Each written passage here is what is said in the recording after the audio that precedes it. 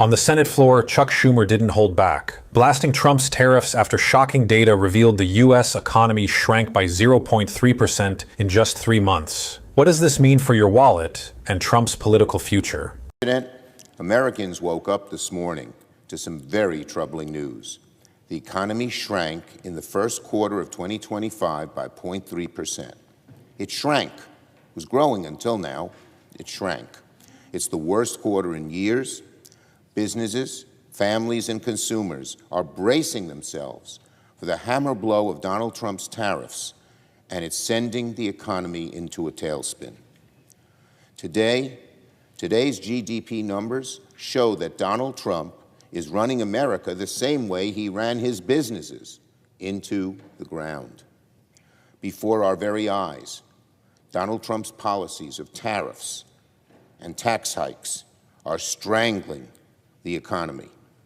Donald Trump's first 100 days have been defined by one big F word: failure. Donald Trump's first 100 days have been defined by an F word: failure. Failure on the economy, failure to lower costs, failure on foreign policy, failure on democracy, failure everywhere you look. Donald Trump must admit his failure and reverse course and immediately fire his economic team. Otherwise, we'll see more of the same: failure and chaos and total incompetence. His tariff strategy, total failure. China's not coming to the table. Manufacturing's not racing back to our shores. There's no strategy, only chaos. Every day, he changes his mind. One day he says yes to tariffs, the next day no. One day this country's on the list, the next day that country's on the list. No tariffs, double the tariffs, on and on and on. And as he's doing this, his policy advisors have different explanations for what he's doing and why he's doing it. Businesses pay the price for Donald Trump's failed policies. When businesses don't know what the president will do next, they can't plan for the failure. They're not going to hire workers. I've talked to business leaders, small businesses, medium-sized businesses, and big businesses in New York, and I'm sure this is true around the country. They're holding off on any new spending because they don't know what Donald Trump will do next.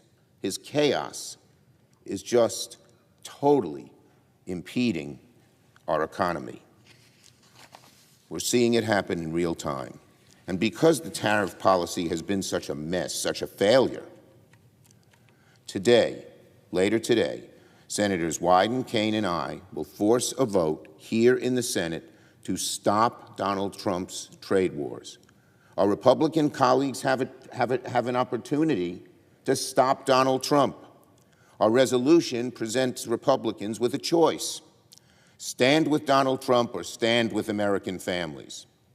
The GDP number today should be a wake-up call to Republican senators now more than ever. 4 voted with us last time on tariffs about Canada.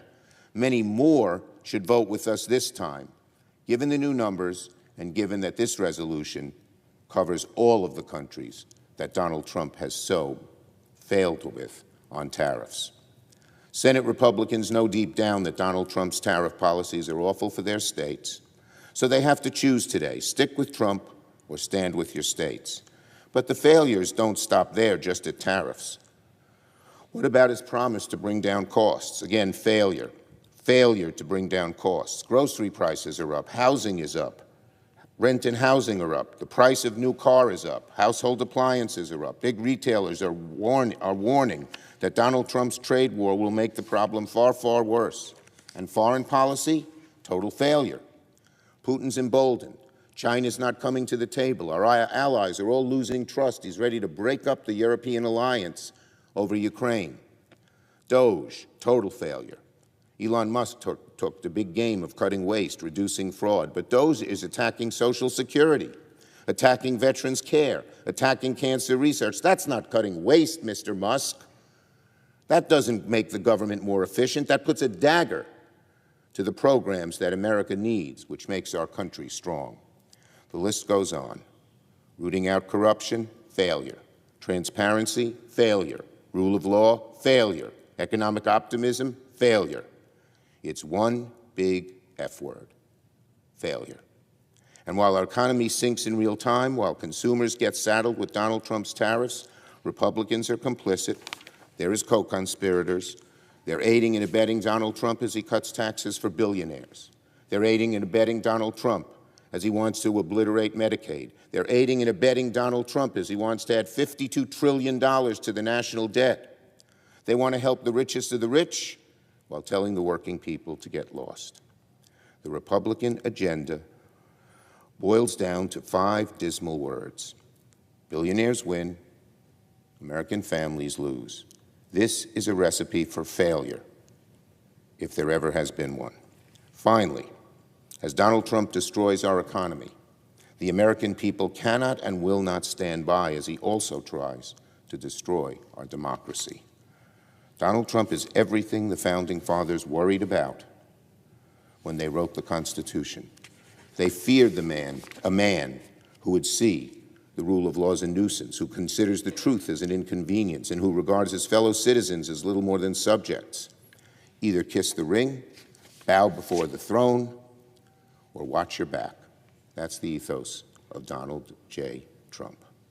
Republicans howled at the moon for years about weaponizing government, but no president in American history has weaponized the government like Donald Trump has in 100 days. The Department of Justice has become his personal henchman.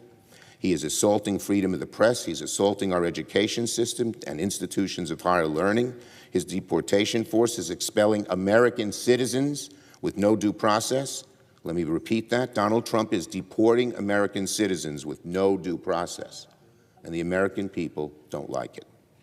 One of the traits of a dictator is someone hostile to all forms of accountability, to all forms of criticism. That is Donald Trump to a T. He's scared of debate. He's scared of opposition. He can't stand the ideas of others disagreeing with him. So instead, he tries to crush anything he views as opposition. That is not strength. That's a sign of deep, deep, deep insecurity. The more Donald Trump tries to take America down this ominous road, the more he'll face resistance.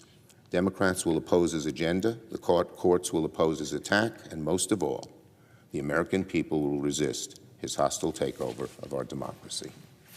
I yield the floor.